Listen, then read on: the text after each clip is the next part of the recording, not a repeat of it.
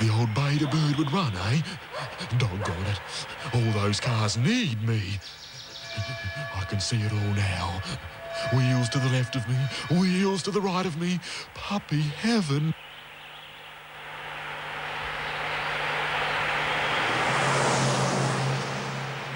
Mind you, I wish I'd brought a street directory. Well, here I am. I left when I should have taken a right. A quick pause at the old gum tree, but I still made it on time.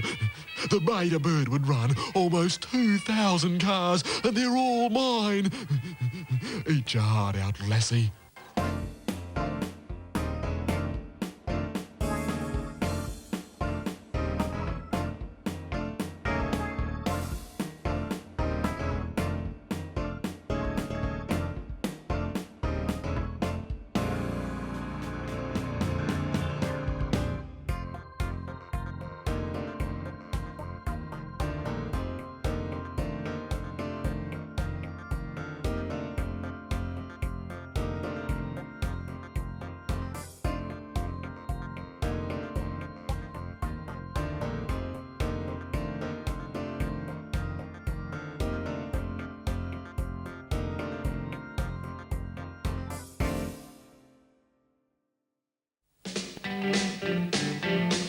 In the modern motoring world, Adelaide is Australia's Grand Prix city, where the Formula One circus commands 100,000 people that are sitting each year on the street circuit. How do vintage cars compete with that? By making up in colour what they lack in speed, in a biennial rally that's won international status since it began in 1980 with 669 entries. The 3 runs since have seen the entries swell each time, with 1,800 running in 1986, South Australia's Jubilee year. Appropriately, it begins at Glenelg, the state's birthplace, and ends 60 kilometres away in the Adelaide Hills town of Birdwood, home of the National Motor Museum. The 1988 bicentennial bay to Birdwood promises more than just the famous run for its entrance. The organisers have devised 2 weeks of entertainment and sightseeing that will test just how much fun man and machine can bear. The Motorfest offers adventures of different themes in dozens of locations around Adelaide and some further afield. Bonjour, mes amis. I am Jacques Costelot, and we are here at the All French Day as part of the 1988 Bicentennial Motor Fest. Des reflets changeants sous la pluie. Here we have my good friend Jacques, who we shall call Jean for today because that's his name. We have here an original 1904 Dédion, is that how you pronounce it? Dédion Bouton. Dédion Bouton, which is supporting a lovely bottle of Bollinger champagne. I understand that your father actually found this car in a shed at the back of the old Adelaide University. That is correct. Could you just point out a few of the bits and pieces on the automobile? Well, it's steering column gear change. This one here. There is no clutch pedal, it's semi-automatic. You just move the lever and it goes in. If we get a puncture in a tyre, this one just clips to the outside of that tyre, and that's it. You don't change, you can't change it because they are beaded edge tyres. One big question, what happens when you have a day like this and it rains? You get wet.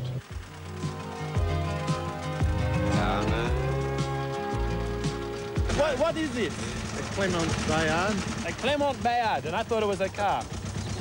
How old is it? 1907. This is beautiful. All the brass work on that is all original? Oh, yes. Valerio headlights. Yeah. How do they power these headlights here? This one is kerosene. Kerosene? The headlight is acetylene, and that's the acetylene generator on the running board. Phil, I understand that this car went all the way across Australia. Could you just tell us exactly how you did it and where it went? Oh yes, basically the rally started in Perth, or Fremantle. From there we went via the Gunbarrel Highway, which is through the centre of the desert, and down through the Flinders Ranges, Adelaide, Mount Gambier, the Great Ocean Road to Melbourne, and through the mountains, Canberra, and ended up in Sydney. The French consul to South Australia, Dr. Rex Lipman, waves the tricolour to send the cars off. Though the weather is terrible, spirits are high, since All French Day is the first event of a packed and exciting Motorfest schedule. This event celebrates the first motorists, the French, who may not have invented the motorcar, but had the vigour to pioneer a motor industry and the sport of motor racing. There are more than 100 classic Gallic marques entered, familiar names like Renault, Peugeot and Citroën, and other names from a time when romance ruled over economics, like Amilcar, the Dion Bouton, Clément Bayard and Panhard Levasseur. Today, they had one thing in common.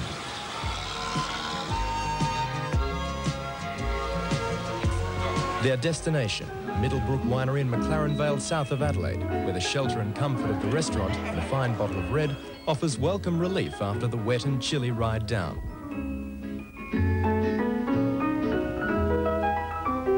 Middlebrook's landmark is its famed rotunda, as featured on its labels. But today, host to the finest in several generations of Gallic motoring, providing an unusual added attraction to this famed showpiece of the Southern Vales wine region. David, what exactly is this automobile we're sitting in now? Oui, monsieur, 1909 Renault. How many cylinders does this car It have? has a Qatar, 4 cylinders. 4 cylinders. He speaks better French than I. Of course, that would be the equivalent now to a very, very small modern car, yet this car is actually quite large. Mais oui, from the gigantic to the slightly smaller. Don, I understand that this is the smallest car that Renault made. This is about as little as they made, Jerry. Yes, that's correct. Whereas David's was absolutely humongous. Yes, his is enormous, 7.5 litres. 7.5 litres. How many litres is this? This is only one. Well, it is time to go, and as you can see, it has been very, very cold and a little bit windy today, but we have seen some magnifique vintage and veteran French cars. Mwah! However, for myself, I prefer the creature comforts. Au revoir. Oui, je t'aime. You have a minute to defuse it before it explodes. There you go.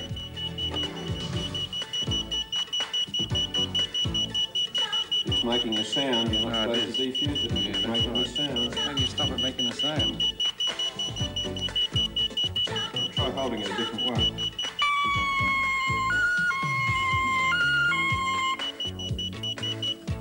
Aha.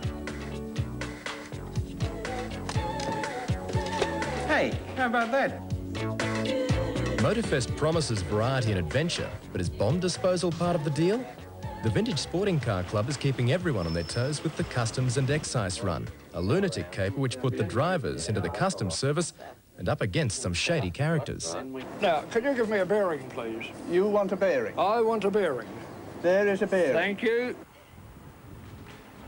The would-be customs service goes on patrol at our major seaports, armed with tests to determine alcohol for excise purposes, revolutionary new search techniques for hidden contraband, and eternal vigilance to combat the narcotics trade, all the while assisted by vicious beasts trained to kill on their master's command.